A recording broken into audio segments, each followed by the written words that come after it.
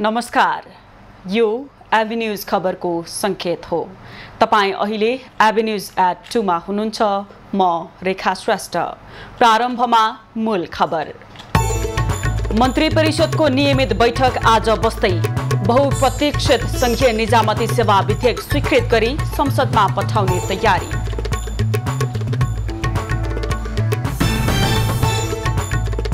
कांग्रेस सह महामन्त्री यादवमाथि भएको आक्रमण थामथुम पार्ने प्रयास भएको गगन थापाको आरोप। प्रधानमन्त्री र गृह मन्त्रीको जवाफमा आकर्षण गराउन चाहन्छु। विराटनगरमा आज सांस्कृतिक पहिचान बनेको राधाकृष्ण रथ यात्राको रौनक। अंग्रेज सेना हराएको खुशीमा पाल्पामा ऐतिहासिक भगवती जात्रा मनाइयो। नेपालगञ्ज गुलेरिया सडक खण्ड स्तरोन्नतिको काममा लापरवाही। हिलो धुलो र खाल्डा खुल्टीका कारण यात्रा कष्टकर।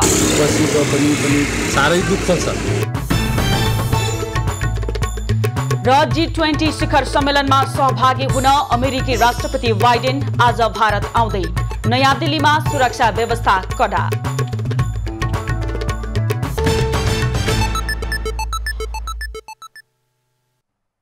अब खबरको सिलसिला प्रारम्भ गरौं। मन्त्री परिषद बैठक सम्बन्धी प्रसङ्गबाट।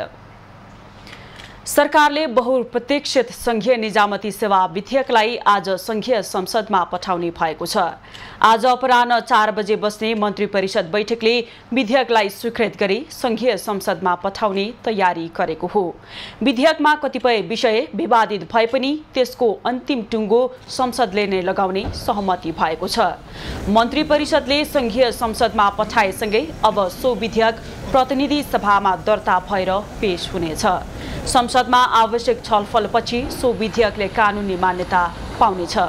यद्यपि यसअघि पनि संघीय निजामती सेवा विधेयक संसदमा दर्ता भइसकेको भए पनि पछि फिर्ता गरिएको थियो। सो विधेयकलाई मन्त्री परिषदको विधेयक समितिले समेत आवश्यक छलफल र संशोधन सहित मन्त्री परिषदमा पठाएको थियो। यसअघि सरकारले सो विधेयक आवश्यक परामर्शका लागि लोकसेवा आयोगमा पनि पठाएको थियो। प्रस्तावित विधेयकमा कर्मचारीको उमेर हद 58 बाट बढाएर 60 पुर्याउन प्रस्ताव गरिएको छ। यस्तै कर्मचारी सरुवा वैज्ञानिक र चक्रीय प्रणाली लागू गर्ने प्रावधान पनि प्रस्तावित विधेयकमा समेटिएको छ। यसैगरी हालको पदमा तहगत व्यवस्था गरिएको छ। संघीय निजामती सेवा ऐन आउन नसक्दा 3 वटै सरकारले विभिन्न समस्या भोग्नु परिरहेको छ। नेपाली कांग्रेसका महामन्त्री गगन थापाले आफ्नो पार्टीका सह महामन्त्री महेन्द्र यादवमाथि भएको आक्रमणको विरोध गरेका छन्। आज प्रतिनिधि सभाको बैठकमा विशेष समय लिएर बोल्दै उनले यादवमाथिको आक्रमणलाई थामथुम पार्ने प्रयास भएको भन्दै विरोध जनाएका हुन्। महामन्त्री थापाले घटनाको विषयको गहिरो अनुसन्धान भएर सबै पक्षहरूको बारेमा अनुसन्धानका साथै प्रधानमन्त्री र गृह मन्त्रीको जवाफ माग गरे। सरकारलाई सचेत पनि गराउन चाहन्छु, सरकारको ध्यान आकर्षण गराउन चाहन्छु। यो विषयको गहिरो अनुसन्धान भएर यो घटना कसरी भयो, किन भयो, यसका सबै पक्षहरूका बारेमा राम्रोसँग अनुसन्धान होस् र योसँग जोडिएका अरू सबै पक्षहरू पनि उजागर होस्। पूर्व मन्त्रीमाथि भएको आक्रमणबारे प्रधानमन्त्री र गृह मन्त्री बोल्नुपर्ने महामन्त्री थापाको भनाइ छ। शङ्काले हान्यो भनेर यसलाई थामथुम पार्ने सामसुम पार्न खोजिएको भन्दै आपत्ति समेत जनाएको छ। उनले शान्ति सुरक्षाको विषयमा सरकारको ध्यान आकर्षण गराए। उनले गृह मन्त्रीलाई काठमाडौँमा एक्लै हिँड्न नमिल्ने भएको हो भनेर प्रश्न समेत सोधे। कोही जलाइदिन्छु भन्ने, कोही खुकुरी हान्ने घटना सामान्य नभएको महामन्त्री थापाको भनाइ छ। काठमाडौँ महानगरपालिका वडा नम्बर 16 का अध्यक्ष मुकुन्द रिजालको आज बिहान निधन भएको छ। ग्रान्डी अस्पतालले वडा अध्यक्ष रिजालको दुवै फोक्सोमा सिभियर न्युमोनिया भएका कारण निधन भएको जनाएको छ। अस्पतालका मेडिकल निर्देशक डाक्टर विनोद बिजुक्छेले आज एक विज्ञप्ति जारी गर्दै यस्तो बताएका हुन्। उच्च ज्वरो र न्युमोनिया देखिएपछि उनलाई अस्पताल लगिएको थियो। 5 दिनको उपचार अवधि मध्ये 2 दिन आइसियु र 2 दिन भेन्टिलेटरमा राखेर उपचार गरिएको थियो। रिजाल कांग्रेस काठमाडौँ क्षेत्र नम्बर 7 का क्षेत्रीय सभापति समेत थिए। उनी वडा नम्बर 16 बाट लगातार 2 पटक वडा अध्यक्ष बनेका थिए। रिजालको आजै पशुपति आर्यघाटमा अन्त्येष्टि गरिँदैछ। त्यसअघि रिजालको शव श्रद्धाञ्जलीका लागि राष्ट्रिय सभागृहमा राखिएको थियो। धादिङको खनियाबासमा जन्मिएका रिजाल हाल काठमाडौँ 16 बालाजुमा बस्दै आएका थिए। उनका श्रीमती र 2 छोराहरू रहेका छन्। यसैबीच नेपाली कांग्रेसका सभापति शेरबहादुर देउवाले रिजालको निधनप्रति गहिरो दुःख व्यक्त गरेका छन्। देउवाले स्वर्गीय रिजालले नेपाली कांग्रेसको संगठन निर्माण र नेपालको लोकतान्त्रिक आन्दोलनहरूमा पुर्याएको सक्रिय योगदानको स्मरण पनि गरेका छन्। नेपाली कांग्रेसका सहमहामन्त्री महेन्द्र यादवको स्वास्थ्य अवस्था स्थिर रहेको छ। यादवको चिकित्सकको निगरानीमा राष्ट्रिय ट्रमा सेन्टरको सघन उपचार कक्ष आइसियुमा उपचार भइरहेको छ। सहमहामन्त्री यादवको टाउकोमा गम्भीर चोट लागेको र सिटी स्क्यान गर्दा कुनै पनि आन्तरिक चोट नदेखिएको चिकित्सकले बताएका छन्। टाउकाको पछिल्लो भागमा रहेको घाउको शल्यक्रिया गरिएको छ। सहमहामन्त्री यादवमाथि बुधबार दिउँसो 2:30 बजे फ्रिकुटी मण्डप स्थित रिपोर्टर्स क्लब अगाडि खुकुरी प्रहार भएको थियो। खुकुरी प्रहार गर्ने नुवाकोट विदुरका श्यामबाबु सापकोटालाई प्रहरीले नियन्त्रणमा लिएर कारबाही अघि बढाएको छ। नेकपा एमाले सचिव तथा कर्णाली प्रदेशका इन्चार्ज लेखराज भट्टले लुम्बिनी प्रदेशमा भएको अधिवेशनलाई गुटगत रूपमा चर्चा गर्न नहुने बताएका छन्। आज बिहान वीरेन्द्रनगरमा आयोजित पत्रकार सम्मेलनमा बोल्दै भट्टले निर्वाचन हुँदैमा गुट वा उपगुट भन्न नमिल्ने बताएका हुन्। सचिव भट्टले लोकतान्त्रिक पार्टी रहेको र प्रतिस्पर्धाको विषयलाई लिएर गुटगत रूपमा प्रचार गर्न नमिल्ने उल्लेख गरे। पार्टीभित्रको लोकतान्त्रिक विधिलाई कुनै गुट वा उपगुट भनेर त्यो व्याख्या गर्न मिल्दैन, त्यो हुन पनि होइन। र अहिले पार्टीभित्र सबैभन्दा लोकतान्त्रिक विधि अथवा जनवादलाई प्रयोग गर्ने पार्टीको छ भन्ने एमाले छ। नेकपा एमाले कर्णाली प्रदेशको प्रथम अधिवेशन आगामी असोज 10 र 11 मा हुँदैछ। त्यसकै तयारीका लागि उनी सुर्खेत पुगेका हुन्। अधिवेशन नेकपा एमालेका अध्यक्ष केपी ओलीले उद्घाटन गर्ने कार्यक्रम छ। विराटनगरको सांस्कृतिक पहिचान बनिसकेको राधाकृष्ण रथ यात्राको 55औं संस्करण आज हुँदैछ। 55 वर्ष यता विराटनगरमा हरेक वर्ष श्रीकृष्ण जन्माष्टमीको भोलिपल्ट रथ यात्रा निकाल्ने गरिएको छ। यात्राका क्रममा आकर्षक रूपमा सजिएको रथमा राधाकृष्ण युगल जोडीलाई रथारोहण गराएर नगर परिक्रमा गराइने गरिन्छ।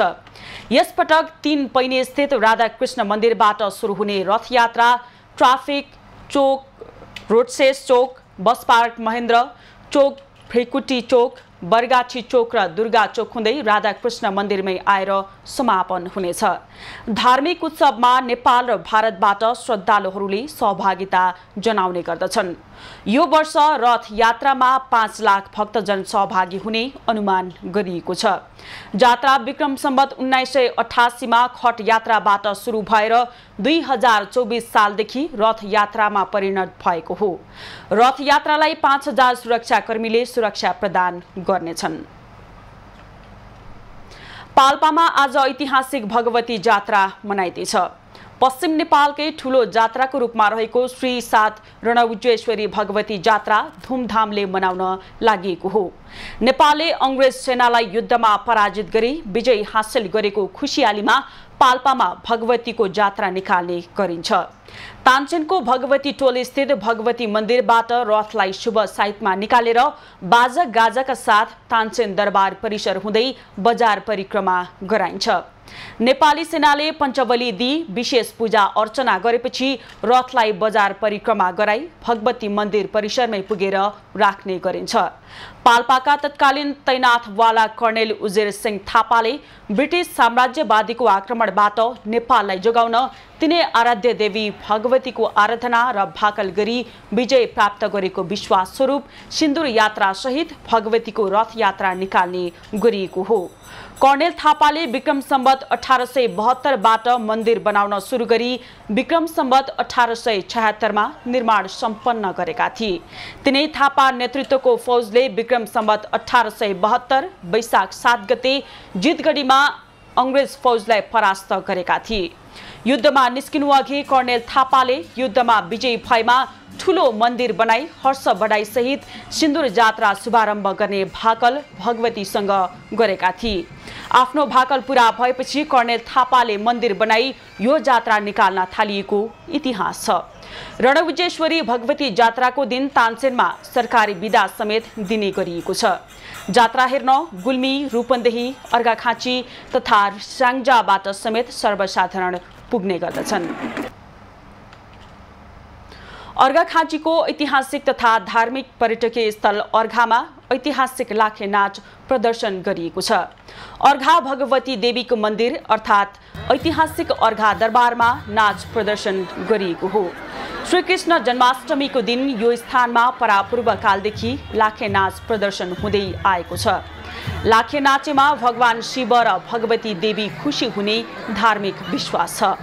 भगवान शिवलाई निन्दा गर्ने दक्ष प्रजापतिलाई युद्धमा पराजित गरेको खुसियालीमा लाखे नाच देखाउने गरिएको स्थानीय बताउँछन्। भगवान शिवको प्रतीकको रूपमा काल भैरव जस्तै गरी लाखे नाचिन्छ। पञ्चे बाजाको तालमा नाचिने यो नाच हेर्न अर्घाखाँची सँगसँगै आसपासका जिल्लाका मानिसहरू समेत पुग्ने गर्दछन्। यो नाचलाई कालिका नाच, कालभैरव नाच लगायतको नामले समेत चिनिन्छ। सुदूरपश्चिम प्रदेशमा आज गौरा पर्व हर्षोल्लासका साथ मनाइँदैछ। यस वर्ष तिथि परिवर्तनका कारण 2 पटक गौरा मनाइएको हो। गत भदौ 7 गते गौरा पर्व नमनाउनेहरूले आज गौरा मनाउँदैछन्। भाद्र शुक्ल पक्ष पञ्चमीदेखि सुरु हुने यो पर्वको पहिलो दिन घर घरमा बिरुवा राख्ने गरिन्छ। पहिलो दिनलाई बिरुवा पञ्चमी समेत भन्ने गरिन्छ। बिरुवालाई गौरीको प्रसादका रूपमा लिइन्छ। गौरा देवीको पूजा आजामा पनि बिरुवाको प्रयोग गरिन्छ। यसरी भिजाएका बिरुवालाई षष्ठीका दिन पखाल्ने प्रचलन रहेको छ। सप्तमी र अष्टमीका दिनलाई गौराको विशेष दिनको रूपमा लिइन्छ। सप्तमीका दिन नजिकैको धान खेतमा गएर धानसँगै उम्रिएको साउबाट गौराको प्रतिमा बनाई गौरा घरमा भित्र्याइन्छ। गौराको पूजा अर्चना गर्नाले विशेष गरी श्रीमान तथा घर परिवारका सदस्य निरोगी दीर्घायु, परिवारमा सुख समृद्धि हुने विश्वास छ।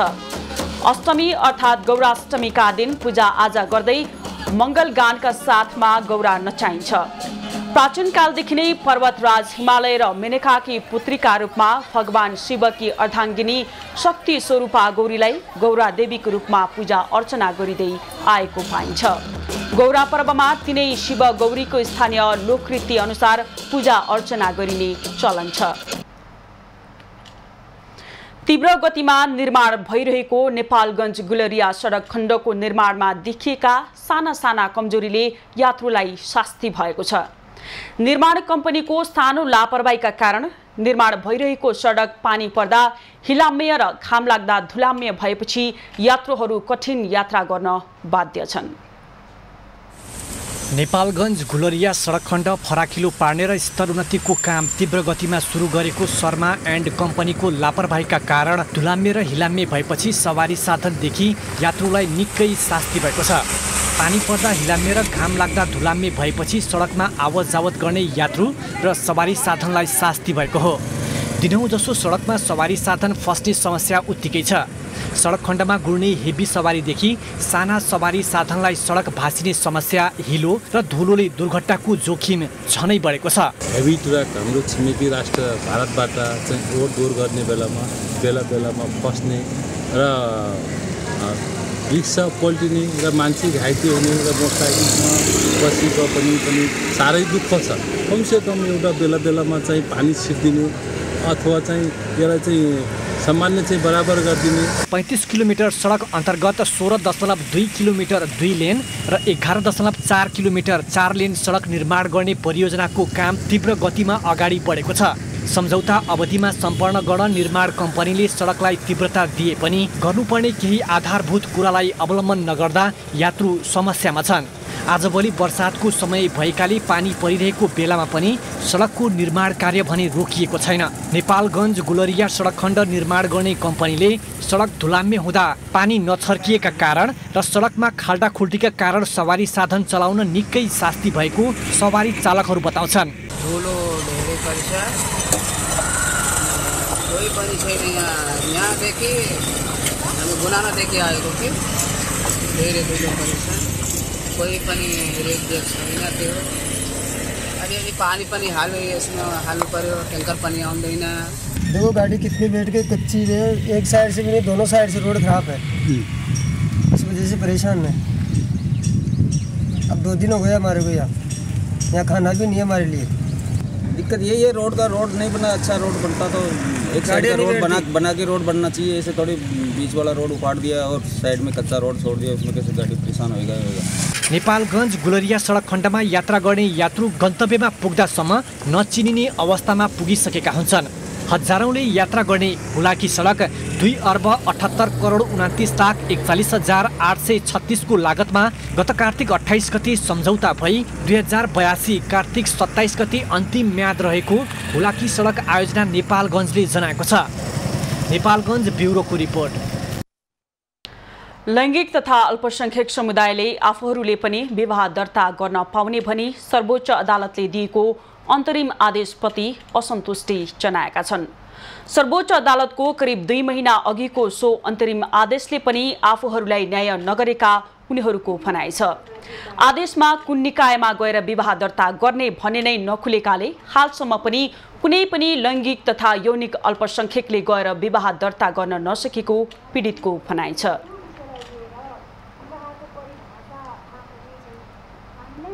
यो अन्तरिम आदेश एउटा पोजिटिभ पनि छ तर पोजिटिभ हुँदाहुँदै कन्फ्युजिङ यति धेरै बनाइदियो कि समुदाय यो अधिकार त आयो तर आएर यसलाई इन्जोय गर्ने कि नगर्ने भनेर आएको 2 महिना भइसक्यो हैन। सो अहिलेसम्म कसैले विवाह दर्ता गर्न असय अभिलेख गरेर विवाह दर्ता गर्न पनि पाउनु भएको छैन। सो यो सर्वोच्चको फैसलामा मात्र रह्यो कि यो डकुमेन्ट चाहिँ। सो यसले चाहिँ कस्तो भन्दाखेरि अधिकार दिए जस्तो पनि तर त्यो अधिकारलाई हामीले उपभोग नै गर्न पाएनौँ कि यो ढोका लगाएर बाहिर आऊ भने जस्तै भयो कि। ट्रान्सको इस्युमा काम गरिरहँदा पनि अझ स्पेशली अब वैवाहिक समानताकै कुरा गरिरहँदाखेरि म आफै पनि एउटा वैवाहिक सम्बन्धमा बाँधिन चाहन्छु तर त्यो सम्बन्ध मलाई राज्यले पनि दिँदैन, मेरो समाजले पनि दिँदैन, मेरो पारिवारिक सम्बन्धहरूले पनि दिँदैन। किनकि उहाँहरूलाई लाग्छ एउटा महिला भएपछि एउटा पुरुषसित विवाह हुनुपर्छ, एउटा पुरुष भएपछि महिलासित विवाह हुनुपर्छ। त्यो एकदमै गलत धारणा छ। कोर्दै आए भनौँ न एउटा पाइला गर्दै आए टेक्दै आए आज यहाँसम्म आइपुग्दा पनि मैले आफ्नो पहिचानको आफ्नो त्यो सँगसँगै आफ्नो सम्बन्धलाई कायम गर्ने राज्यसित अधिकार माग्दाखेरि तर उहाँहरूले दिनुहुन्न कि। सर्वोच्च अदालतको अन्तरिम आदेशले पनि आफूहरूलाई सहज ढंगले विवाह दर्ता गर्न नदिएको पीडितको गुनासो छ। सरकारले अदालतले र परिवारले समेत आफूहरूलाई संविधानले दिएको अधिकार पनि उपयोग गर्न नदिएको समेत उनीहरूले बताए। सर्वोच्च अदालतले दिएको पछिल्लो अन्तरिम आदेशमा सो समुदायका जोडीहरूले निवेदन माग गरेमा विवाहको अस्थायी अभिलेख रहने गरी विवाह दर्ता गर्न पाउने उल्लेख गरिएको छ। तर त्यसलाई कार्यान्वयनमा लैजाने निकाय समेत उल्लेख नभएपछि आफूहरू भ्रममा परेको पीडित बताउँछन्। खबरको सिलसिला अझै जारी छ, हामीसँगै रहनुहोला।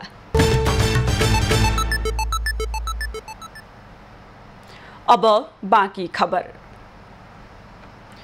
कोशी प्रदेशका मुख्यमन्त्री उद्धव थापाले लिएको विश्वासको मत विरुद्ध परेको रिट निवेदनमाथिको बहस सकिएको छ। सर्वोच्चका न्यायाधीश सपना प्रधान मल्ल, कुमार चुडाल र नकुल सुवेदीको पूर्ण इजलासमा सरकारी वकिल र विपक्षी दुवैका तर्फबाट बहस सकिएको हो। रिटमाथिको फैसला आजै आउने सम्भावना रहेको छ। नेकपा एमाले कोशी प्रदेश संसदीय दलका नेता हिक्मत कार्कीले हालेको रिट निवेदन उपर मंगलबार विपक्षीका तर्फबाट कानून व्यवसायीहरूले बहस गरेका थिए।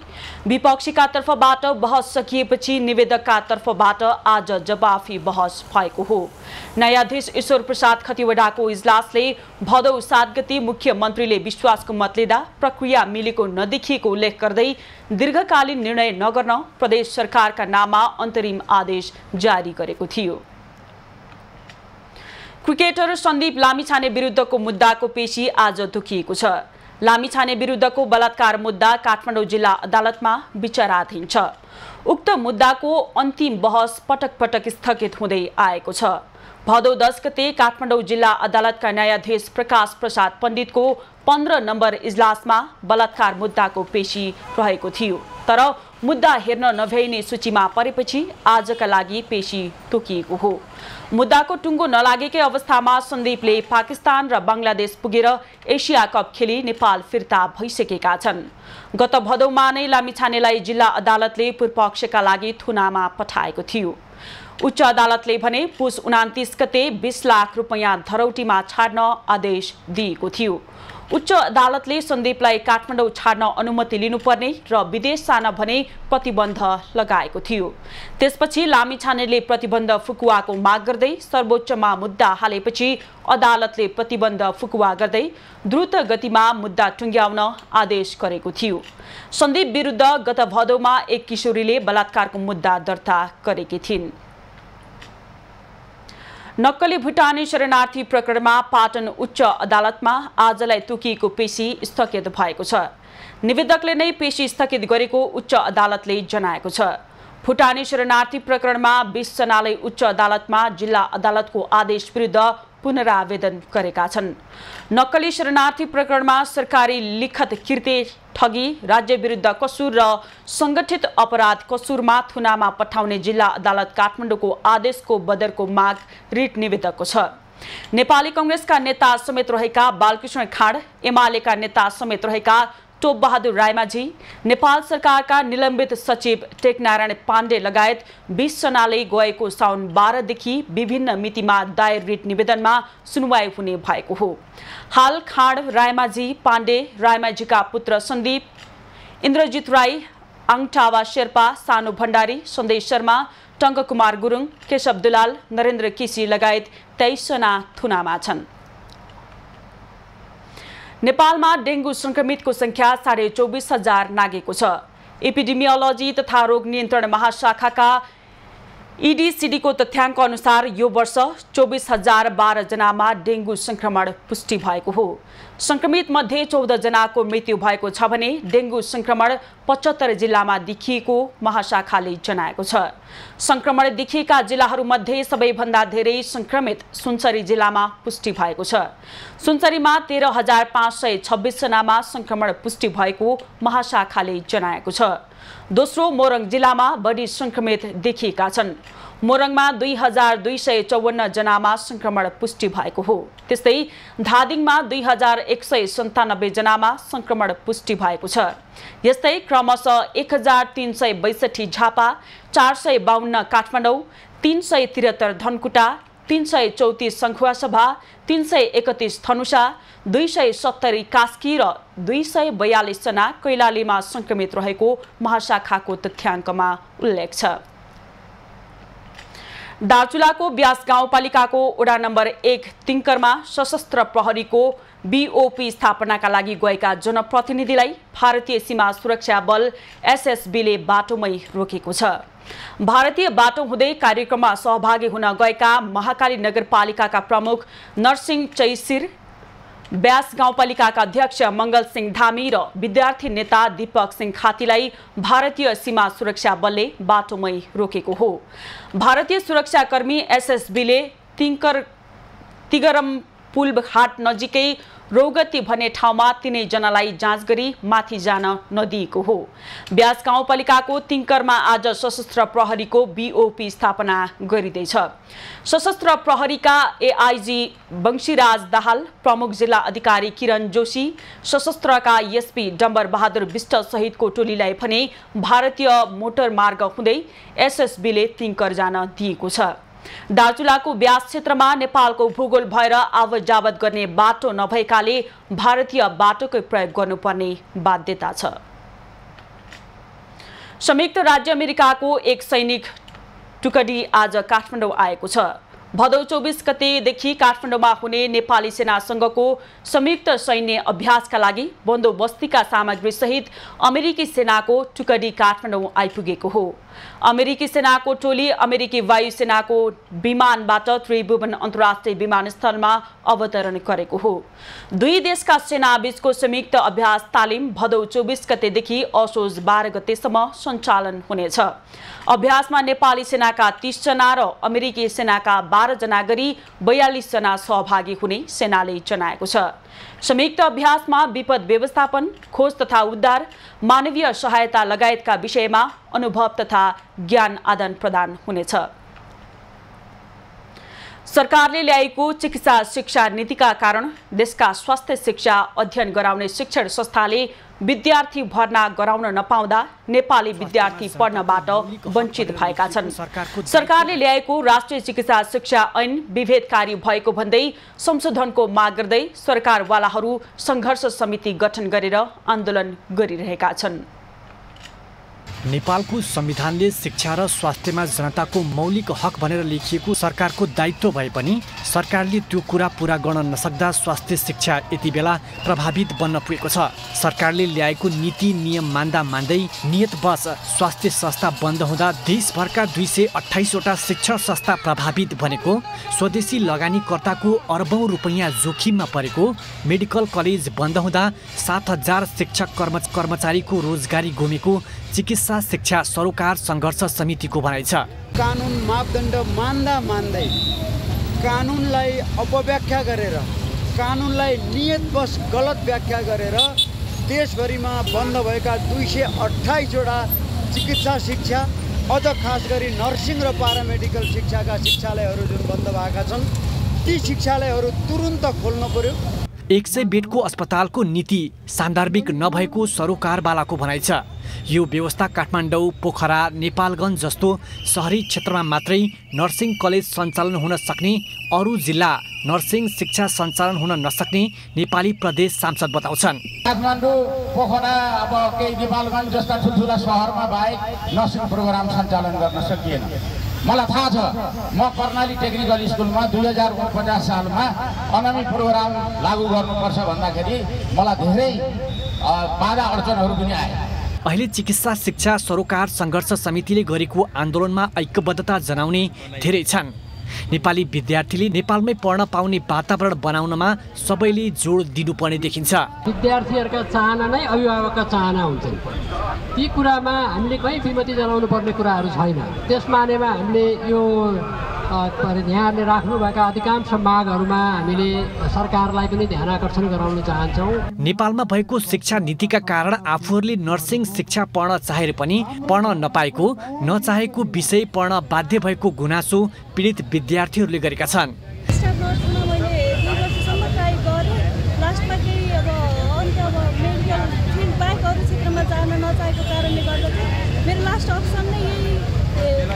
मेडिकल फिल्ड नै भएको कारणले गर्दा चाहिँ म यो हेल्थ असिस्टेन्ट पढ्न आएँ। हामीले बिरामीहरूको उपचार गर्ने हो। सो हामीहरूले चाहेको सब्जेक्ट जुन विषय स्टाफ नर्स चाहिँ पढ्न चाहनु पर्यो। चिकित्सा शिक्षा ऐन परिमार्जन गर्नुपर्ने, सीईटी भीटीको पुनर्समीक्षा गर्नुपर्ने, स्तरोन्नति गर्न बाँकी रहेका संस्थाहरूको तत्काल भर्ना खोल्नुपर्ने लगायत 14 वटा माग समितिले राखेको छ। राजेश चन्द्र राज भण्डारीको रिपोर्ट। अबको पालो एभेन्यूज एट बिजनेस।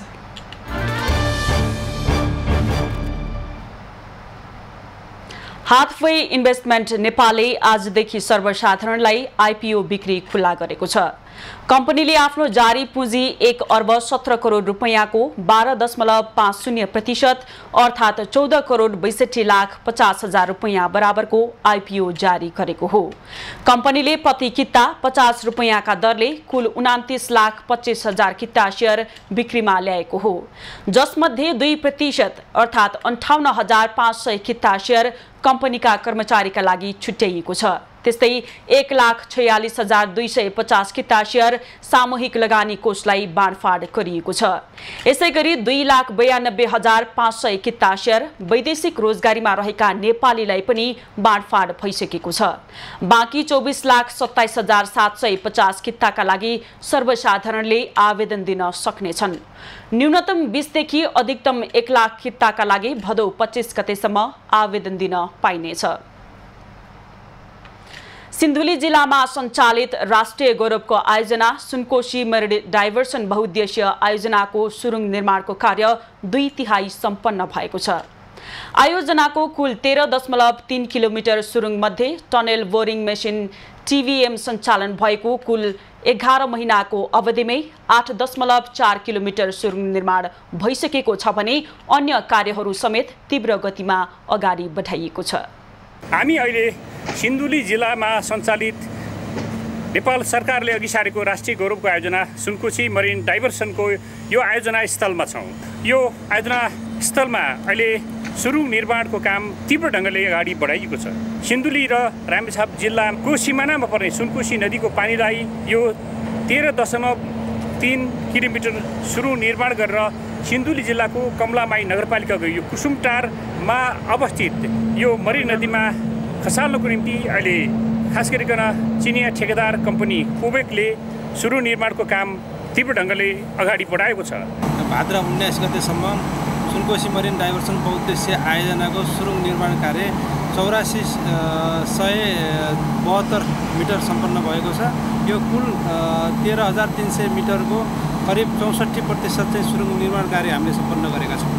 यो सुनकोशी मरिन डाइभर्सन बहुउद्देश्य आयोजनाको कामलाई लक्ष्यभन्दा अगाडि नै पुरा गर्नको निम्ति सम्बन्धित सरकारी कार्यालय खास गरिकन सुनकोशी मरिन डाइभर्सन बहुउद्देश्य आयोजना कार्यालय र ठेकेदार पक्षको संयोजनमा यो अहिले सुरुङ निर्माणको काम तीव्र ढङ्गले अगाडि बढेको छ। नेपाल सरकारले अघि सारेको रूपान्तरणकारी योजना राष्ट्रिय गौरवको आयोजना सुनकोशी मरिन डाइभर्सनमा खास गरिकन सुनकोशी नदीको पानीलाई यो मरिन नदीमा खसालेपछि यहाँ विद्युत उत्पादन गर्ने र यो विद्युतलाई राष्ट्रिय प्रसारण लाइनमा जोड्ने सरकारको लक्ष्य छ। मेरिन नदीमा हामीहरू कुसुमटारमा विद्युत 31.07 मेगावाट विद्युत जुन उत्पादित हुन्छ त्यो उत्पादित विद्युतलाई हामीहरू प्रसारण लाइन मार्फत नवलपुरमा लगेर त्यसलाई फिड गर्छौँ। त्यो कार्यको ट्रान्समिसन लाइनको आइईको कार्य पनि करिब अन्तिम चरणमा रहेको छ। अब त्यो आइईको कार्य सम्पन्न हुने बित्तिकै हामी प्रसारण लाइनको पनि अरू प्रक्रियाहरू अगाडि बढाउँछौँ। खास गरिकन सुनकोशी नदीको पानीलाई यो सुरुङबाट सिन्धुली जिल्लाको यो कुसुमटारमा अवस्थित मरिन नदीमा खसालेपछि यो मरिन नदी हुँदै बागमती नदीको सर्लाही र रौतहट जिल्लाको बागमती सिँचाइ आयोजनाको नहरबाट यो खास गरिकन तराईका आधा दर्जन जिल्लाहरूका जमिनहरूमा सिँचाइ सुविधा पुर्याउनको निम्ति राष्ट्रिय गौरवको आयोजना यो सुनकोशी मरिन डाइभर्सन बहुउद्देश्य आयोजनाको काम अहिले तीव्र ढङ्गले सञ्चालन भइरहेको छ र यो सुरुङ निर्माण गर्नको निम्ति TVM टनेल बोरिङ मेसिनलाई 24 घण्टा यो टनेल निर्माण गर्नको निम्ति सञ्चालन गरिएसँगै यो आयोजना छिटोभन्दा छिटो सम्पन्न गर्ने अहिले लक्ष्य देखिएको छ। एबी न्युज खबरका लागि शङ्कर कार्की कुसुमटा सिन्धुली। अबको पालो कृषि खबर। बर्दियाका किसान सधैँ पीडामा पर्ने गरेका छन्। कहिले बेमौसमी वर्षाका कारण त कहिले जङ्गली जनावरका कारण मेहनत गरेर लगाएका अन्नबालीमा क्षति हुने समस्याका कारण जिल्लाका किसानले वर्षेनी पीडामाथि पीडा भोगिरहेका छन्। गएको एक सातादेखि गुलरिया नगरपालिका वडा नम्बर 1 शङ्कर बस्तीका किसान जङ्गली हात्तीका कारण पीडा खेप्दै आएका छन्। नेपाल भारत सिमानामा रहेको खेतमा दिनहुँ जसो जङ्गली हात्तीले पसाउन लागेको धान बाली खाएर नष्ट गरेपछि कृषिमा आश्रित किसानहरू पीडामाथि पीडा खेप्दै आएका छन्। एक सातादेखि वच्च सहितका जङ्गली हात्तीका झुडले पसाउन सुरु गरेको धान बाली खानुका साथै माडेर नष्ट गरेपछि उनीहरूमा साहुको ऋण कसरी तिर्ने र आफ्ना बालबच्चा र परिवारलाई कसरी पाल्ने चिन्ता छ। अब सर के चाहनु, अब त यसको नक्सानी त चाहियो। अब लगभग 1 बिघा जति धान छ। अब यति नष्ट गएको छ भने हामीहरू के खाम त? अब केही न केही त मिल्न पर्यो। गुलरिया नगरपालिका वडा नम्बर 1 स्थित नेपाल भारत सिमानाको जंगल किनारमा रहेकाले वर्षेनी यस्तो समस्या हुने गरेको छ। पसाउन लागेको धान बाली जंगली हात्तीबाट कसरी जोगाउने भनेर स्थानीय यति बेला चिन्तित छन्। रातभरि नेपालका धानबारीमा चरेर नजिकैको भारतीय जंगलभित्र हात्ती बस्ने गरेको किसानहरू बताउँछन्। एक कम से कम तार बारको व्यवस्था होइन भने हात्तीको सिजनमा हात्ती रोक्नको लागि मात्रै कुनै उपाय त होला नि त, वन डिभिजनसित होला, राज्यसित कुनै संयन्त्र होला, त्यसलाई व्यवस्थापन जबसम्म हुँदैन तबसम्म यो जति पनि यहाँका नेपाल र भारतका सीमाका जुन किसानहरू छन् यो वर्षेनी यो समस्याबाट मुक्त हुन सकिरहेका छैनन्। हात्तीबाट धानबाली जोगाउनका लागि रातभर जागराम बसेर हात्ती भगाए पनि ठूलो संख्यामा आउने हात्तीको बठानले धानबाली खाएर नष्ट गर्ने गरेको किसानहरूको गुनासो रहेको छ। 30 देखि 35 वटा हात्तीको समूहले एकातिरबाट किसानले भगाए अर्कोतिर गएर धानबाली नष्ट गर्ने गरेको छ। सरकारी टावरबाट हात्ती नियन्त्रणका लागि पहल नभए यहाँका किसान फोकै बस्नुपर्ने बाध्यता छ। दुर्गा आचार्य, वर्दिया। खबरको सिलसिला अझै जारी छ, हामीसँगै रहनुहोला।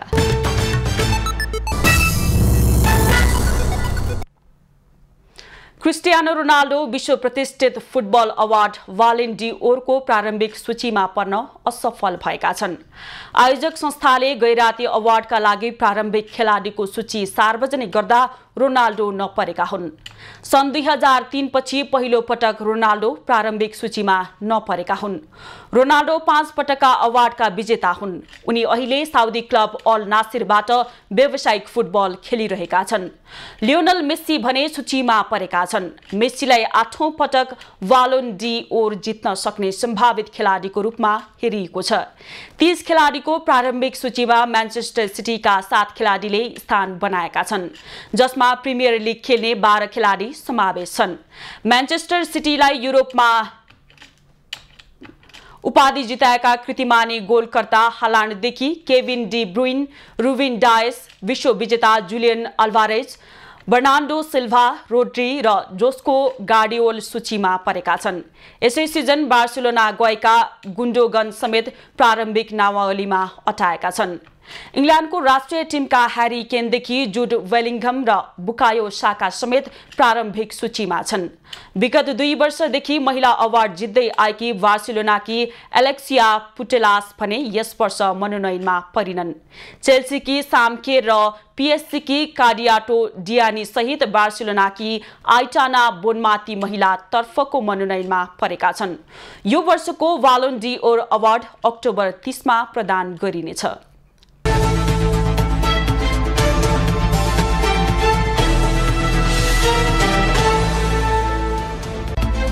संक्रमणकालीन न्याय सम्बन्धी विधेयकलाई अघि बढाउन प्रधानमन्त्री पुष्पकमल दाहालले सभामुख देवराज घिमिरेसँग सहयोग मागेका छन्। 6 महिनादेखि संसदमा विचाराधीन रहेको बेपत्ता पारिएका व्यक्तिको छानबिन, सत्य निरूपण तथा मेलमिलाप आयोग ऐन 2071 लाई संशोधन गर्न बनेको विधेयक पारित गराउन दाहालले सहयोग मागेका हुन्। सभामुख घिमिरेले भने विधेयकमा दलहरूबीच सहमति गर्न सुझाव दिएका छन्। उप प्रधानमन्त्री एवं गृह मन्त्री नारायण काजी श्रेष्ठले मुलुकको विकासका लागि राष्ट्रिय सहमति आवश्यक रहेको बताएका छन्। आज चितवनको माडी नगरपालिकाले आयोजना गरेको छलफलमा उनले विकास निर्माणका विषयमा सबै दल एक भएर अघि बढ्नुको विकल्प नरहेको उल्लेख गरेका हुन्। राजनीतिक संस्कार परिवर्तन गरेर विकास निर्माणमा सहमतिका साथ अघि बढ्न जरुरी रहेको उनको भनाइ छ।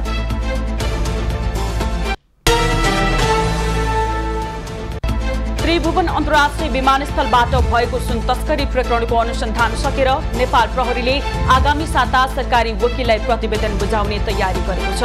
अहिलेसम्म प्रहरीले झण्डै 100 जनासँग बयान दिएको छ। प्रकरणमा पक्राउ परेका 26 जनालाई हिरासतमा राखेर अनुसन्धान जारी राखिएको छ।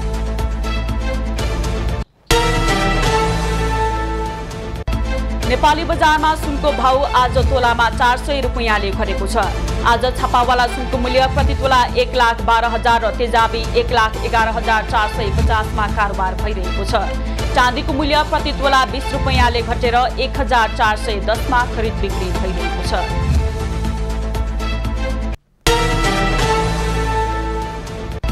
डेंगू संक्रमण विगत भन्दा केही दिन यता घट्दो क्रममा देखिएको छ। सबैभन्दा धेरै फैलिएको 4 जिल्ला सुनसरी, झापा, मोरङ र धादिङमा अहिले संक्रमण फैलिने क्रम केही घटेको स्वास्थ्य मन्त्रालयले जनाएको छ। अझै 2 महिना डेंगूको जोखिम उच्च हुने भएकाले सावधानी अपनाउनु पर्ने चिकित्सकको भनाइ छ। हालसम्म देशभर 24,000 लाई संक्रमण भएको छ भने 14 जनाको मृत्यु भइसकेको छ।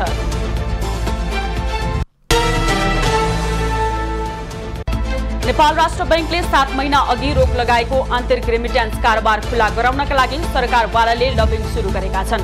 मुलुकभित्रै एक स्थानबाट अर्को स्थानमा पैसा पठाउने सुविधाबाट वञ्चित भएको भन्दै खुला गर्न दबाव बढेको हो। हुन्डी मार्फत विदेशबाट आएको कालो धनलाई नेपालमा आन्तरिक रेमिट्यान्सका रूपमा सेतो बनाउने काम बढेको भन्दै राष्ट्र बैंकले भने निर्णयबाट पछि नहट्ने अडानमा छ।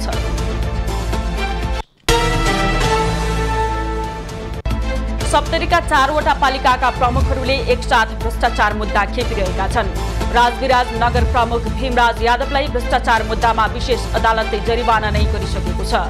अख्तियार दुरुपयोग अनुसन्धान आयोगले वादेव साइनका प्रमुख आतेश कुमार सिंह, शम्भुनाथका प्रमुख जितेन्द्र प्रसाद गुप्ता र विष्णुपुर गाउँपालिका अध्यक्ष उमेश प्रसाद यादवमाथि मुद्दा दर्ता गरेको हो।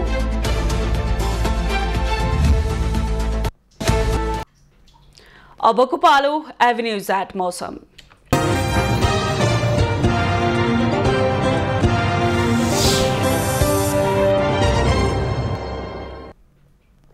हाल देशभर आंशिकदेखि सामान्य बदली रहेको छ। कोशी र बागमती प्रदेशको थोरै स्थानमा हल्का वर्षा भइरहेको छ। दिउँसो देशभर आंशिकदेखि सामान्य बदली रहनेछ। बागमती, गण्डकी र लुम्बिनी प्रदेशका थोरै स्थान तथा बाँकी प्रदेशका 1-2 स्थानमा मेघगर्जन, चट्यान सहित हल्कादेखि मध्यम वर्षाको सम्भावना रहेको जल तथा मौसम पूर्वानुमान महाशाखाले जनाएको छ। आज काठमाडौँ उपत्यकाको अधिकतम तापक्रम 32 डिग्री सेल्सियस र न्यूनतम तापक्रम 19 डिग्री सेल्सियसका बीचमा रहने अनुमान गरिएको छ। आज सूर्योदय बिहान 5:44 भयो भने सूर्यास्त 6:19 हुनेछ। आज देशभरको मौसम कस्तो रहला त? हेरौं देशका विभिन्न स्थानको अनुमानित मौसमी अवस्था।